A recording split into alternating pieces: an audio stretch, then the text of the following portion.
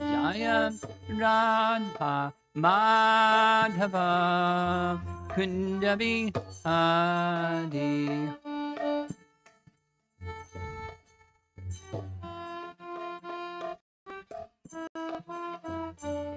Gopi Jana Balabha Girivardhari.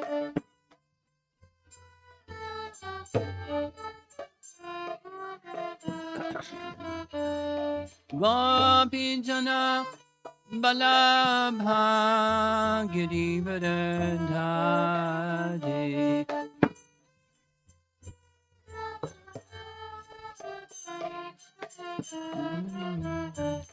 Jasodanandana Brajajanadandana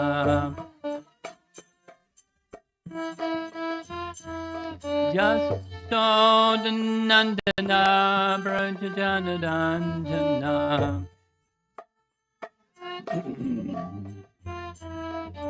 Jamanatira Vanam Chadi.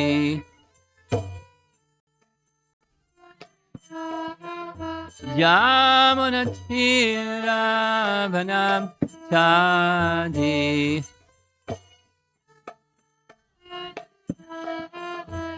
Jaya Radha Madhava Kunjabi Adi.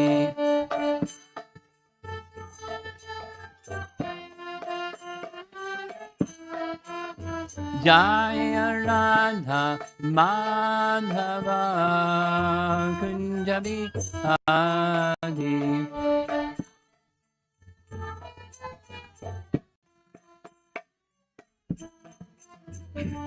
Gopi Jana Balabha Girivardhari.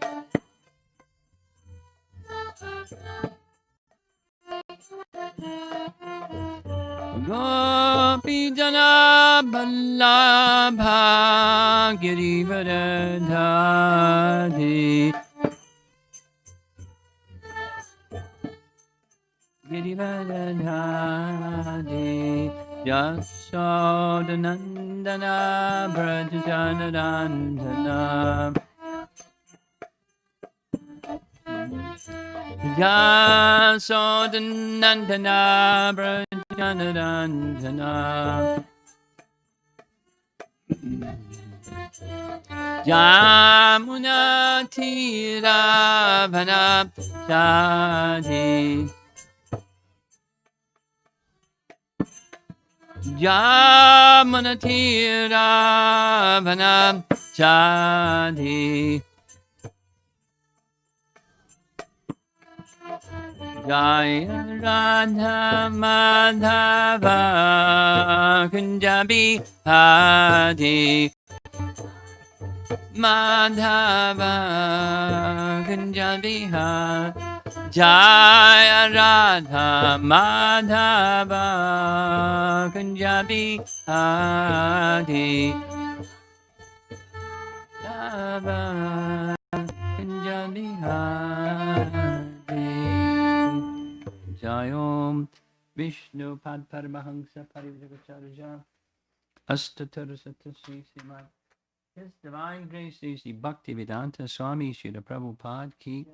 Ananta Koti Vaishnavrinda Ki, Grantaraj Srimad Bhagavatam Ki, Gora Premanandi.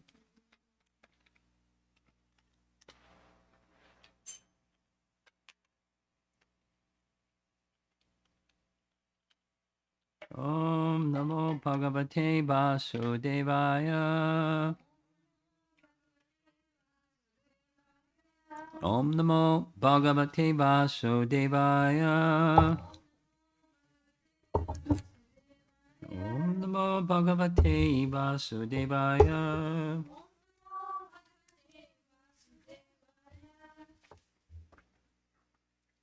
Before we resume where we left off with Canto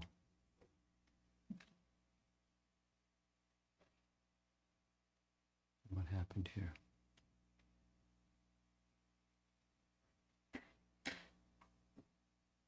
Okay. Canto 10, chapter 9. I think it's verse 17 or 18. There was a question yesterday morning from a previous class where there's some mention by Jiva Goswami in his Bhagavat Sandarbha that there are some statements which Srimad Bhagavatam contains that are not accepted by the devotees. So here's the reference. It's Bhagavat Sandarbha Anuched 31. And part of that reads, I'm going to read what we read the other day. Here, someone may protest that there are statements in the Skanda Purana and other Vedic literatures that describe the Supreme Lord's form as temporary and material, which is not true. Such statements are deliberately inserted in some scriptures in order to hide the Lord's glories from the eyes of the atheists. And the Puranas containing such faulty information are clearly known as Puranas in the mode of ignorance. Then comes this sentence. Even the Srimad Bhagavatam contains some few statements that are not to be accepted by the devotees, as the Bhagavatam itself declares. Canto 10, chapter 77, verse number 30. We will specifically establish this point later in Krishna Sandarbha. So, this is explaining what Krishna Sandarbha says about that statement. Chapter 77 of Canto 10 is the story of Shalva having battled with Krishna. And it's in the outside or the precincts of Dwarka. He comes with his aerial spaceship, etc., and all his weapons, etc., and mystic powers. And through his mystic powers, he did something similar to what happened in Ramayana.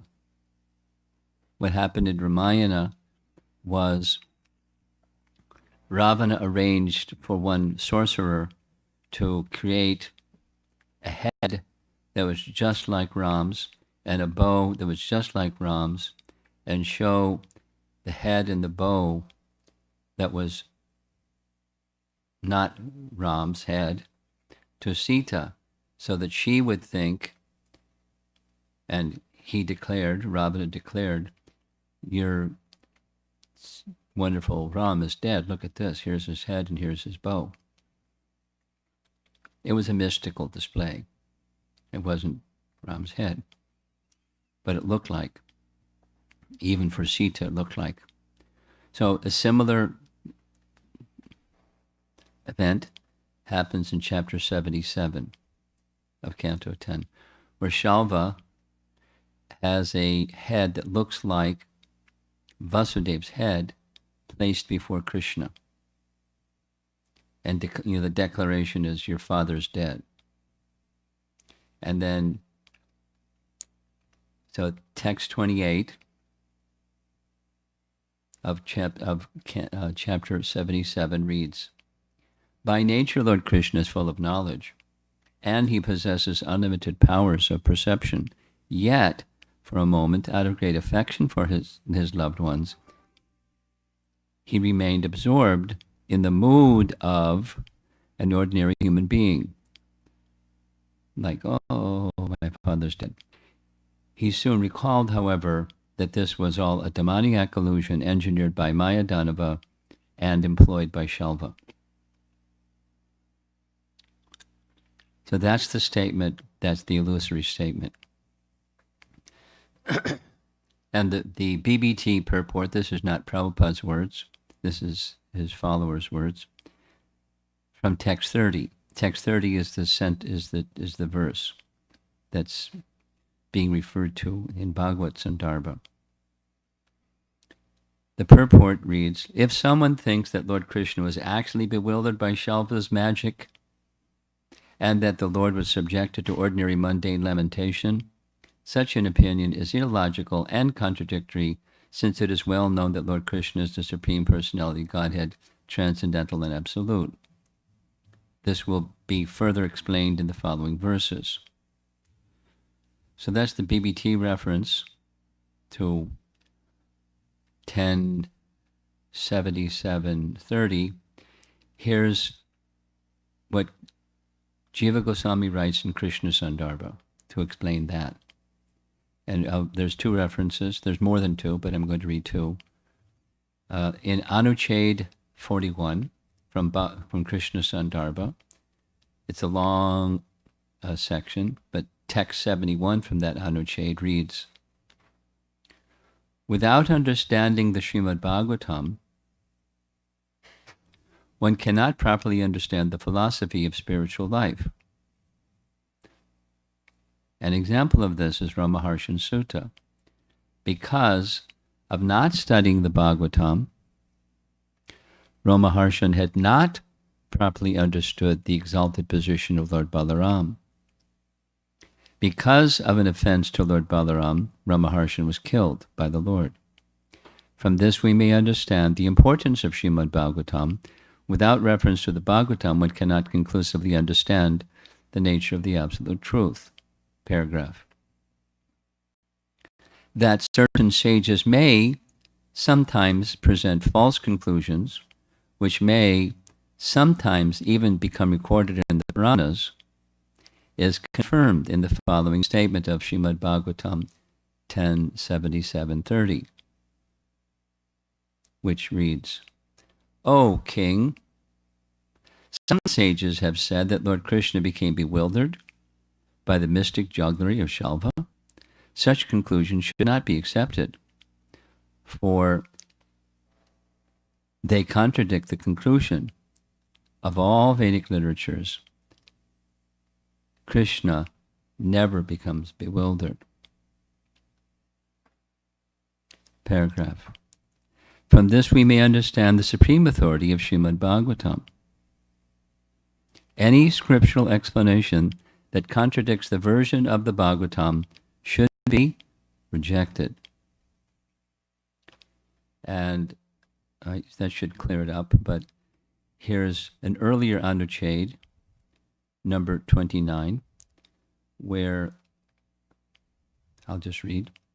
In Padma Purana, Uttarakhanda, it is shown that Puranas which promote Shiva are classed as tamasic. Matsya Purana also confirms their tamasic nature.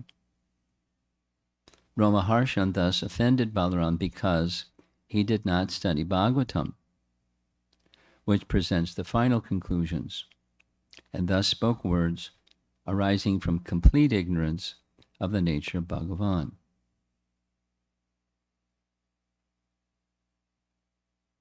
So, same springboard. It's the tamasic nature of some of the Puranas that say things that are contrary to what the Bhagavatam says. So next, Bhagavatam also says in the story of Shalva, here's text 30, such is the account given by some sages, O wise king, but those who speak in this illogical way are contradicting themselves, having forgotten their own previous statements, which is Krishna actually became bewildered. Now there's one more paragraph. Such a statement in the Bhagavatam negates the contrary statements found in other Puranas. This is like the statement from Chandogya Upanishad, Iha karmajit loka kshiyate, that is, the places attained by pious acts are temporary. hurry. This statement from Chandogya negates the statement from Rigveda, which says, Upama somam amrita abhuma. We became immortal by drinking soma.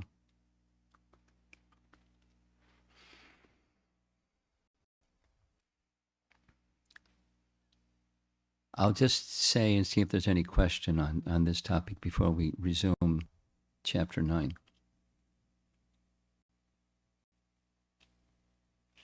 Let me summarize before you ask your question.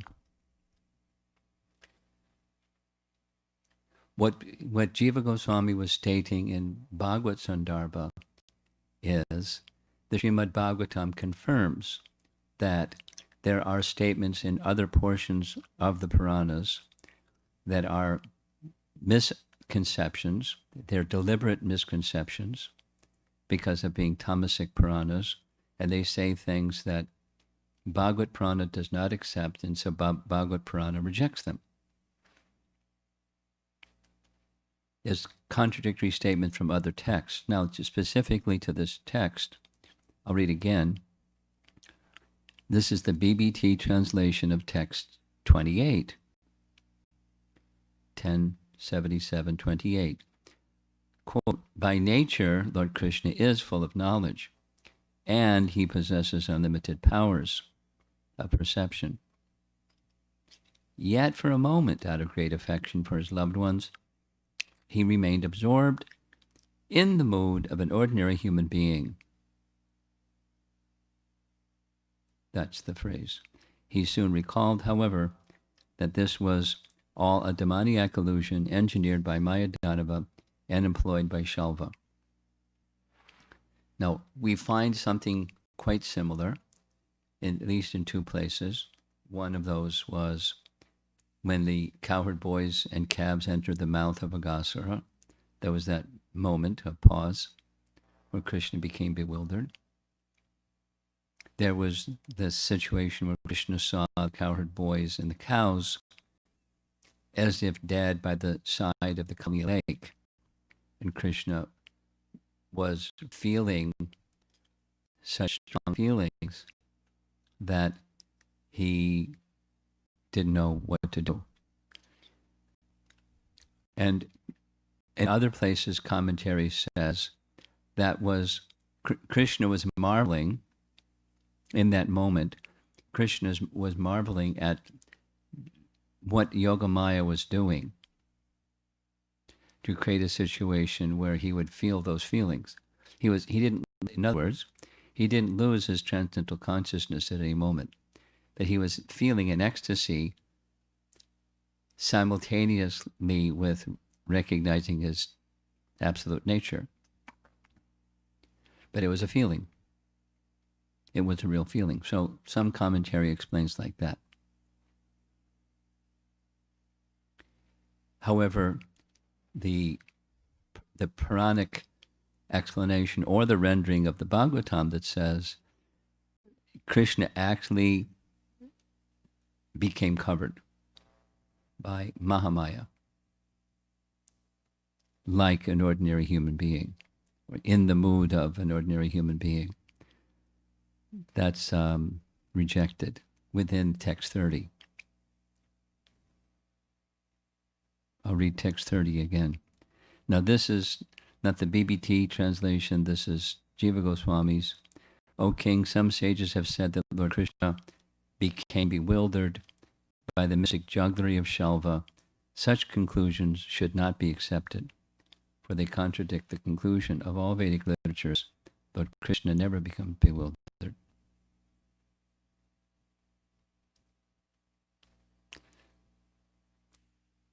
Discussion on that little clarification point.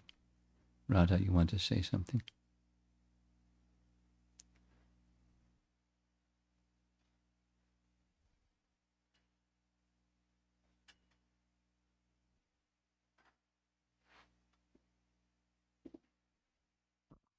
This is about the Puranas having contradictions on the Bhagavatam.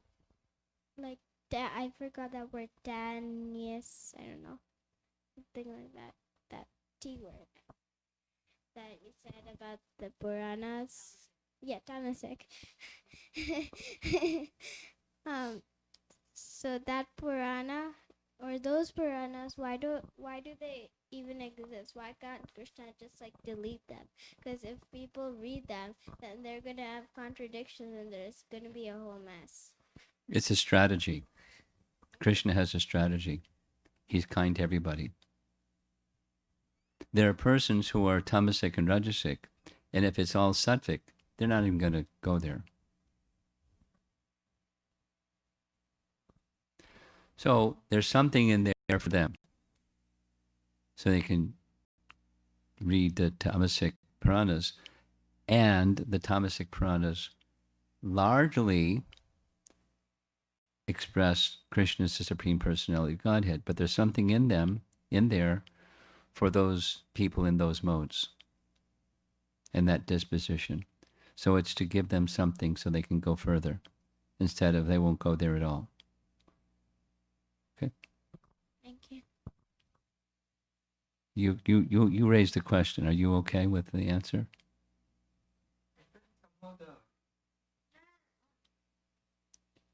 I felt somehow the description went a little differently than what was originally quoted, because it was more about Bhagavatam sort of rejecting those tamasic. I'll read even the Srimad Bhagavatam contains some few statements that are not to be accepted by the devotees, as the Bhagavatam itself declares. Now, that's the translator, and another translator may have translated that in a different way.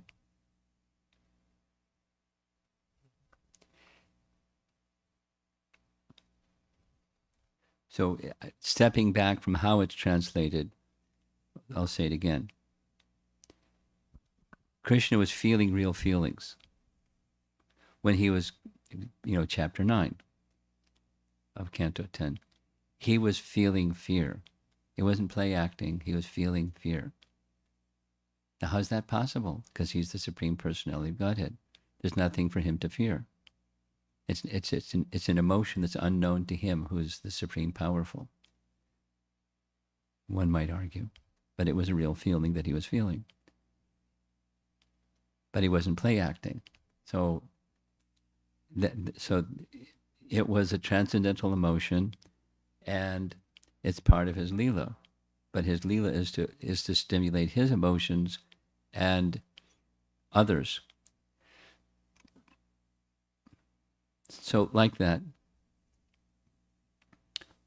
when seeing the head of Vasudeva, Krishna felt some feelings. But it wasn't like our feeling such feelings. And if persons literally take it, he was like us, means we're like him. We're equal to him. That's what's dismissed in text 30.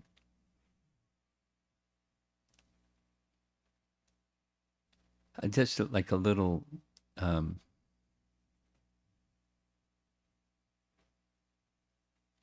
explanation. Bhanu Swami blazed a trail.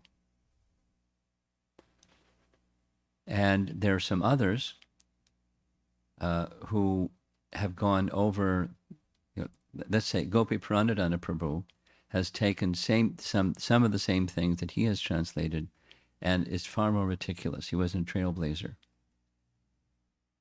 And there's some persons in the BBT that want to go back and have a really meticulous, slow, careful translation of the Sandarbhas that conforms with everything.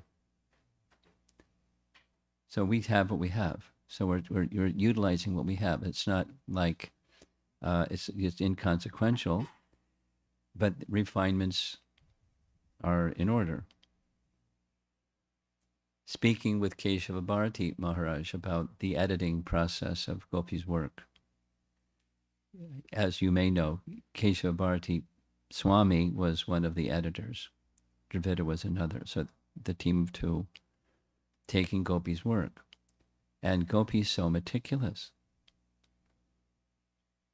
he told me one story. It's anecdotal, but there were two passages that he was unable to realize, and therefore he made no commentary until he could realize what it was writing. So he went to a scholarly friend of his who Gopi asked his scholarly friend. His scholarly friend said, "It's amazing that you are asking this question because I also don't understand it." But he sat with it and sat with it and sat with it until, and I forget, how it got wrapped up, but maybe some other reference somewhere else or something like that. I can't remember. And then the light went on, and then he was able to. So it's not for Gopi. It wasn't academic. It was something a little different. And where are you going to find somebody like that? So we have a trailblazer's version of, and before him there was Kusukrata that was really sloppy. Really sloppy. Really sloppy. But something instead of nothing. Okay, so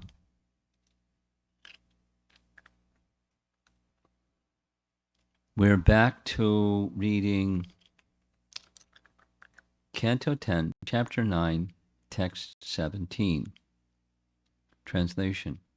Thus, Mother Yashoda joined whatever robes were available in the household.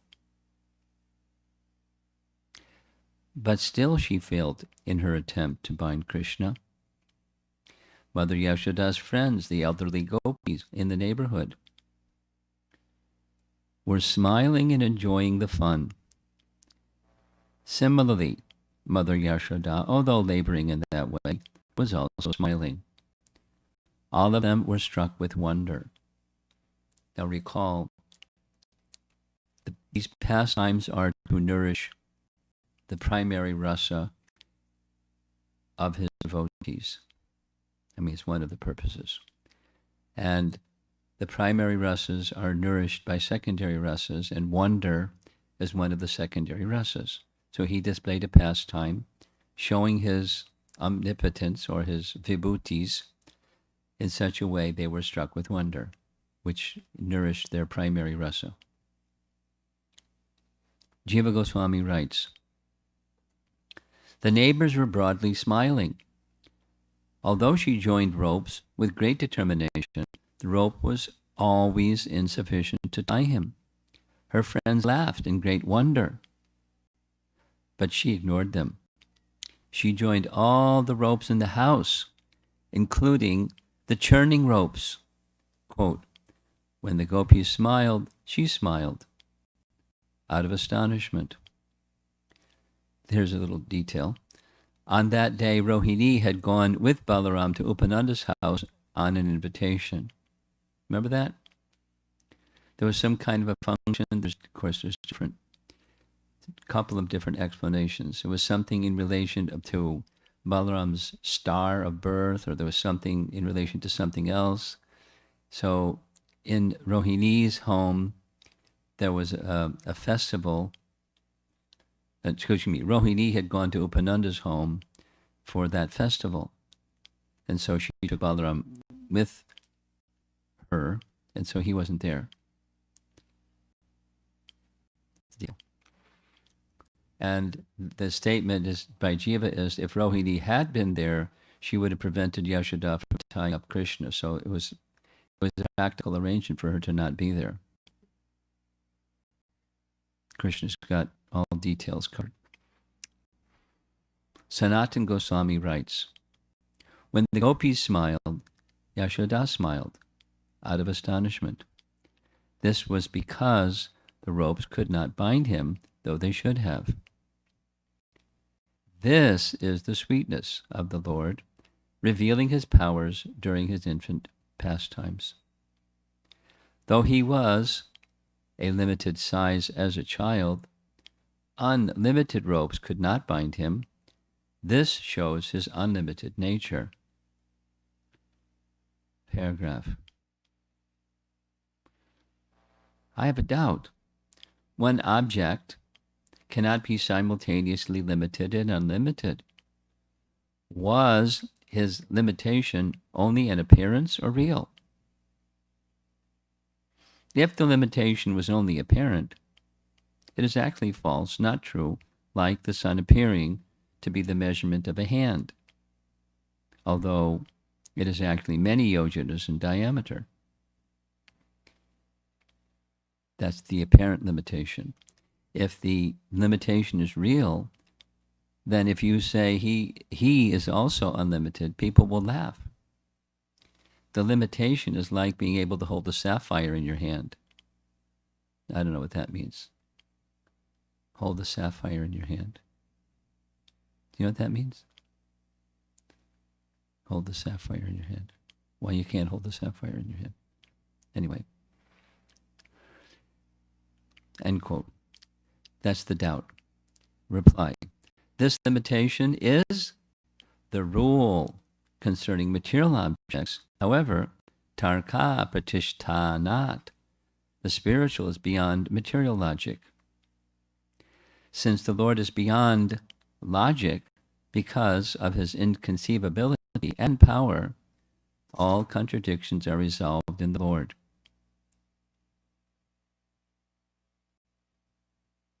It's saying the same thing we've been hearing for like 8, 9 classes. It's the inconceivable potency makes contradictory statements quite okay. It's Skanda Purana and Kurma Purana confirm. Inconceivable objects are beyond logical explanations. Objects beyond the material world have this inconceivable quality. That was Skanda Purana. And Kurma Purana states, the Lord is not heavy, but not small. But he is heavy and small at all times. He has no color at all, but he is black with reddish eyes. Because of his endowment of powers, Bhagavan is said to have contradictory characteristics. That principle should be applied in all cases. And finally, here's Brihat Bhagavatamrita, which is always very nice. So the verse and then the commentary. Krishna allowed his belly to be tied to the base of a grinding mortar by ropes for tying cows. And to enliven the women of Vraja, he danced, entertained them in other ways, and carry out their orders. That's from the earlier chapter. But this is showing Vatsalya Rasa.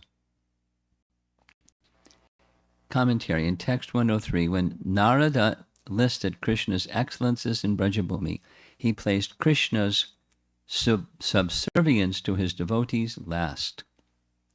But here he takes the opportunity to elaborate on this topic out of sequence, since it closely bears on the topic of Krishna's mercy. When Mother Yashoda wanted to punish Krishna by tying him up, she joined all the ropes available, including the ones used for tying cows at milking. But still, she could not make a rope long enough to bind her son. That's our text 17, this morning's verse. Thus, Mother Yashoda joined whatever ropes were available in the household, but still she failed in her attempt to bind Krishna. Mother Yashoda's friends, the elderly gopis in the neighborhood, were smiling and enjoying the fun. Similarly, Mother Yashoda, although laboring in that way, was also smiling. All of them were struck with wonder. And then the next 2 verses are referred to.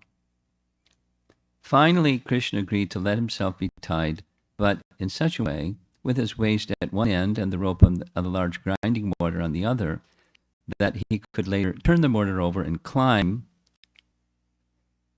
its wide base to steal more butter. In Srimad Bhagavatam 10, 9, 18, and 19, Shukadeva Goswami narrates, because of Mother Yashoda's hard labor, her whole body became covered with perspiration, and the flowers and comb were falling from her hair. When child Krishna saw his mother thus fatigued, he became merciful to her and agreed to be bound. O Maharaj Parikshit, this entire universe, with its great exalted demigods like Lord Shiva, Lord Brahma, Lord Indra, is under the control of the Supreme Personality of Godhead. Yet, the Supreme Lord has one transcendental attribute. He comes under the control of his devotees. This was now exhibited by Krishna in this pastime. Paragraph.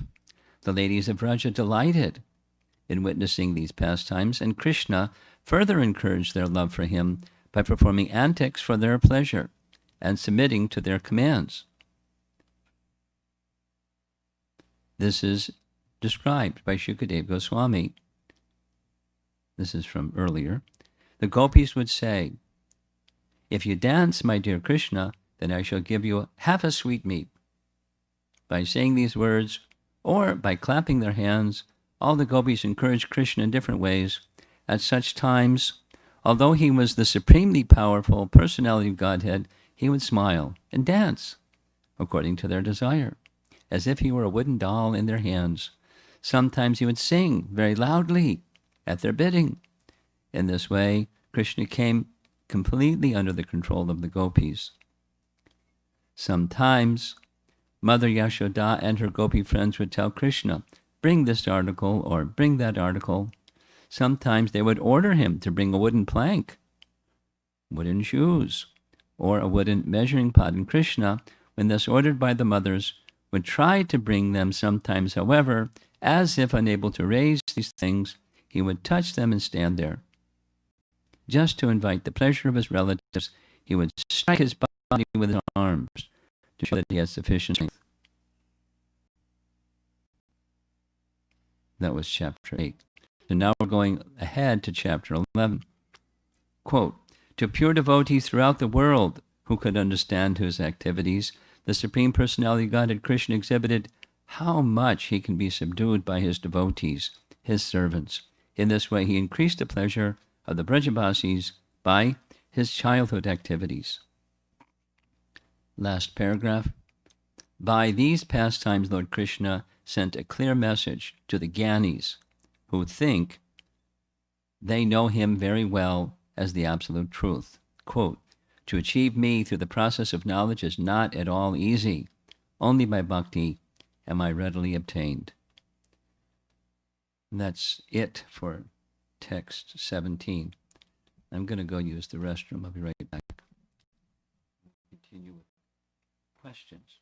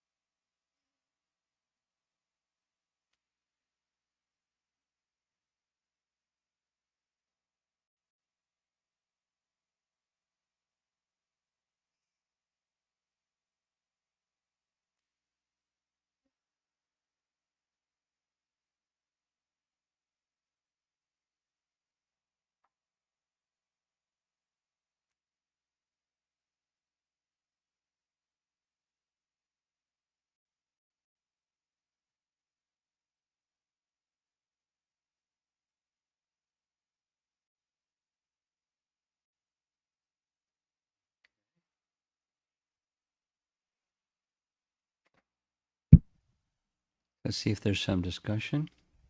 8:15.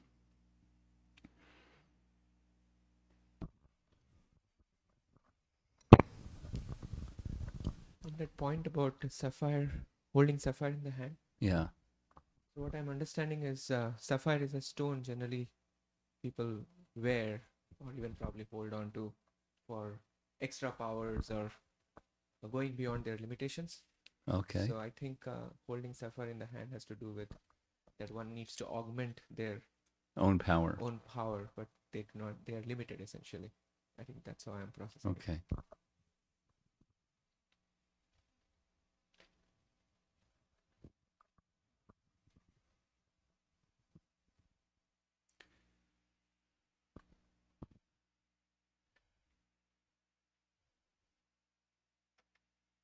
Are you just pausing? What are you waiting for? Thinking of advice. for my Okay. mom. Should we give to somebody else first? No?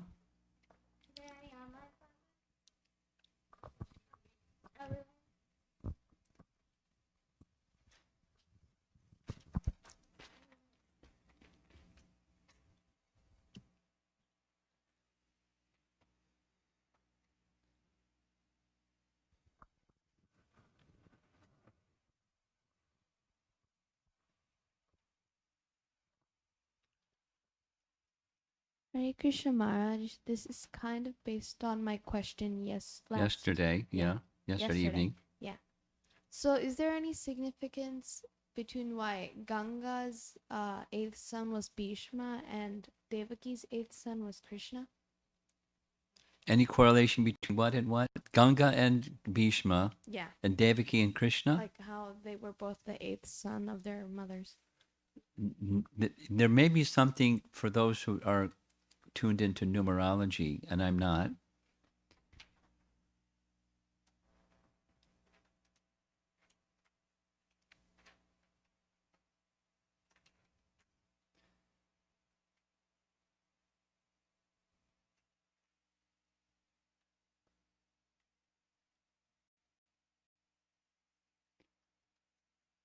There may be something connected with numerology, but as far as Leela, there's no connection that I'm aware of. Thank you, Maharaj.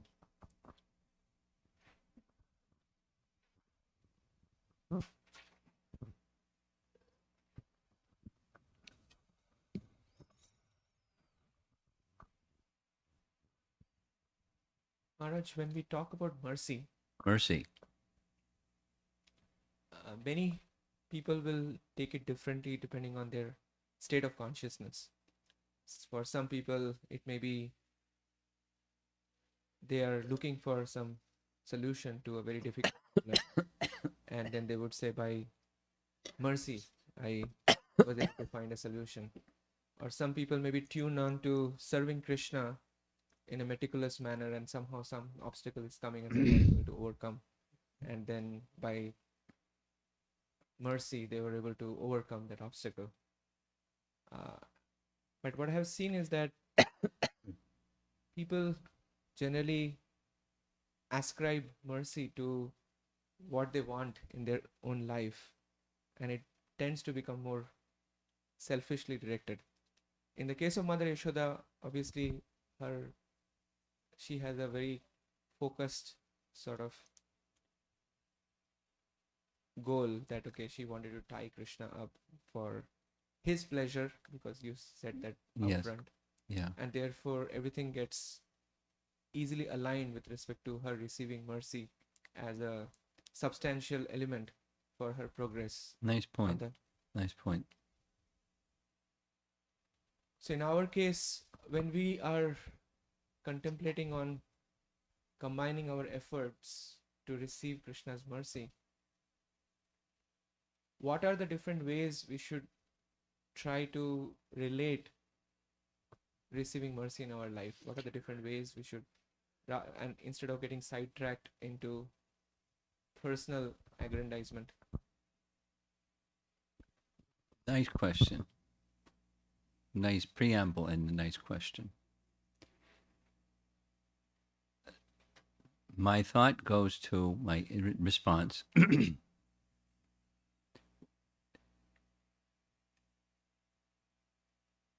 Perhaps you remember the explanation of what's at the heart of bhakti. Remember that those nice graphics that Shruti Mangara made? It was really nice. Really, really, really well done. So it shows an outline of a heart, and then an outline of a heart inside that, and an outline of a heart inside that. So what's at the heart of the heart of the heart of bhakti? It's the my response to your question is the alignment resting upon what's at the heart of the heart of the heart. And that is that Krishna should be pleased. Now, we went through this thing, Krishna should be pleased where there's no inimical thought towards him. Krishna should be pleased. That anukulya. But just keeping it simple, that Krishna should be pleased. Let's take that principle to japa, because that was the application of the topic. There's chanting to get something. I want mercy because my family member has COVID. And I'm chanting extra rounds because I want my family member to get free from COVID or something, something. So that's that's bhakti, but it's not Shuddha bhakti. Or one can say it's not really bhakti because it's not Shuddha bhakti, but it's mixed bhakti. That's okay, mixed bhakti. So your question is what are some of the ways to ensure that it's not the mixed and it becomes more at least towards the unmixed? And my answer is the compass, the spiritual compass is alignment with what's pleasing, the intention of pleasing Krishna.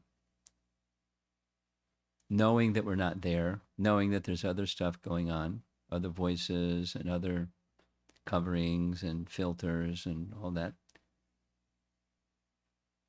Let me go, and how we chant the holy name has the greatest efficacy in coming to that position. Say it negatively. If we don't engage in our chanting in that way, we're not likely to get to that position quickly. Say it positively. If we want to get to that position genuinely, that's the most effective means.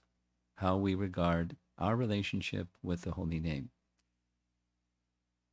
And then the alignment follows. As that becomes strong, nourished by our relationship with the holy name, then the other becomes more successful. The cleansing becomes more effective. The alignment follows more naturally. We can adjust the shadow, but the real thing is what's casting the shadow. And so the mix is the shadow. If we want the shadow to be adjusted, adjust what's casting the shadow. The object. Pleasure of Krishna.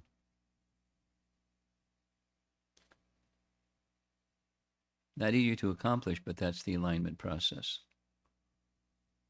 That's the, not just yoga, but perfection of yoga.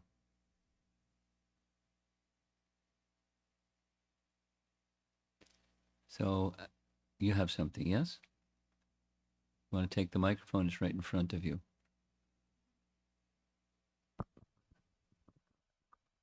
I have two questions. My first question is, can we ever become Mother Yashoda? No. Second?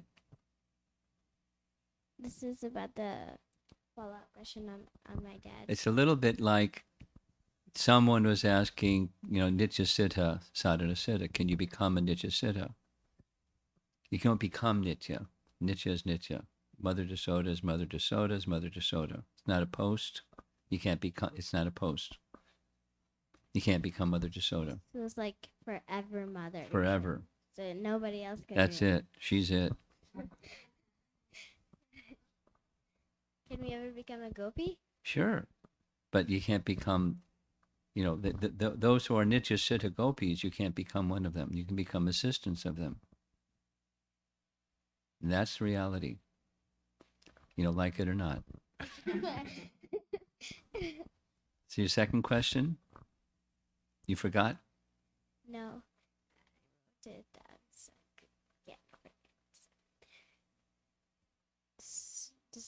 follow a question on my dad's about mixed bhakti. Mixed bhakti, yeah. Yeah. Can we pray for something? Yes? Is it bad or anything? No. Well then, so we should try to do mixed bhakti or not? You engage in bhakti from the position where you are. So you And you It's you still- aspire for Shuddha, acknowledging I'm in mixed bhakti, I want to get to Shuddha bhakti, but right now I'm in mixed bhakti. So let me do the mixed bhakti program nicely. You go to Krishna. I don't want Sabudana and Ekadasi.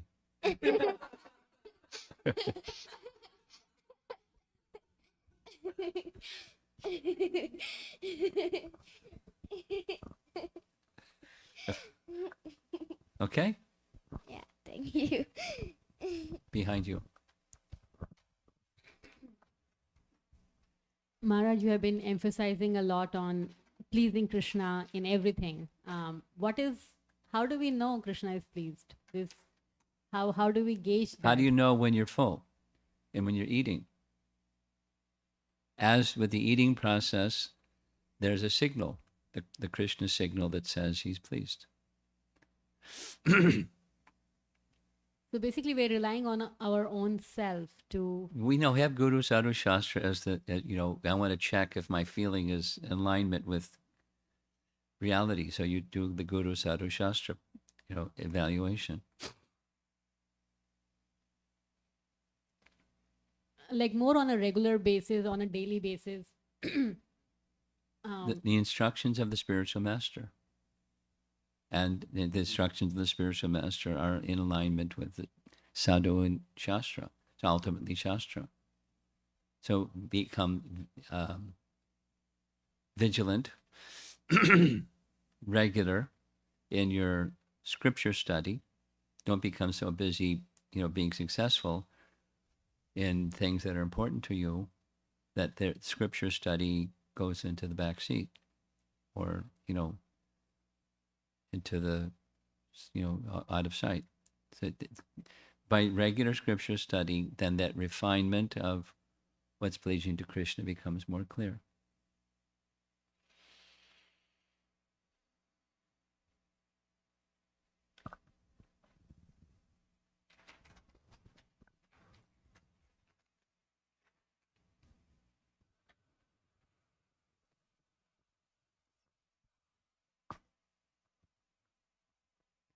Hare Krishna Maharaj, this is a clarifying question from yesterday's class Okay.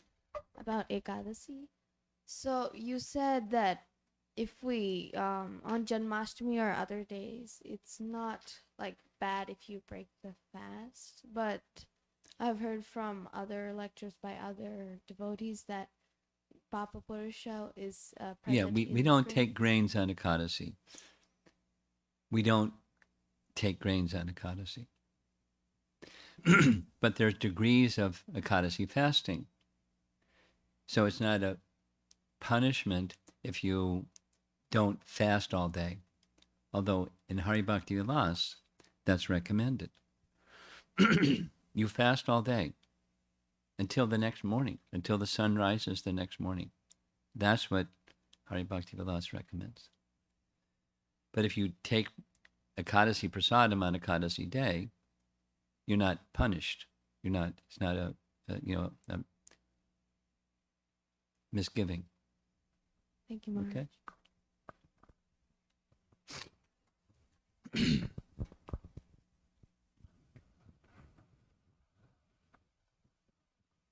Sounds like the ocean.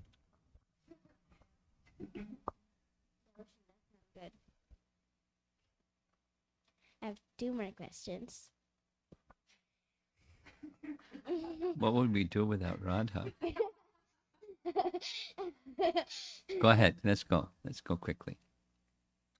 Isn't Krishna not being fair that we can't be Mother Yashoda and No. he's not giving turns? Look, you're a pipsqueak.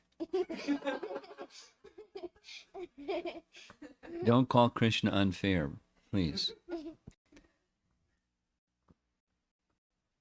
Okay, next. This is fasting. Some people say, or I can study the Bhagavatam, or some kind of way that when you don't break the fast at the right time, you have to do it for one more whole day. No, you do don't that? get the full benefit of that fast. No, it's not. It's a concession that Prabhupada gave to his followers that if you miss a Kadasi, you observe Kadasi the next day. It's the principle is the principle accepting austerity in honor of that auspicious day. The full benefit doesn't come because it's not the auspicious day. It's honoring the auspicious day remotely, not with the full benefit. So same as this. I never heard this one that you said, but it's the same principle. It doesn't. If you don't observe Ekadasi properly, it's not that you. If you do it the next day, then everything is made nice. So the main thing is don't miss Ekadasi.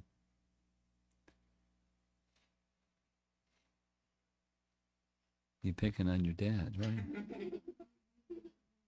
Go ahead. You have a third question. No. That's it. There was one question that got missed online because it did not show up. Go ahead. It was from yesterday, but that question was quite unrelated. The question was from Ranga Mataji's father. Lord Krishna having peacock feather on his head and flute that he uses. What a devotion of the bhaktas. He took both their names, please. Essentially, I think he's asking for the names of The Krishna's flutes. Krishna's flute and the peacock feather, whether they are devotees, and I think that's how I'm understanding. He wants to know the names and are they devotees? Yes, they're devotees.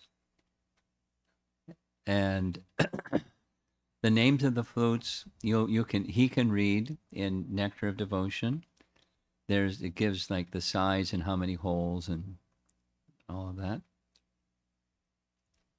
And there are different Sanskrit names for the peacock feather, and I don't know if it's like a name for that Prabhu, Mr. Peacock Feather. It's just the name of a peacock feather. Bharavatam samasitam Buddha sundarangam. It's a peacock feather, in Sanskrit term for a peacock feather. That's it. We're done. Thank you very much. Prabhupada ki jai.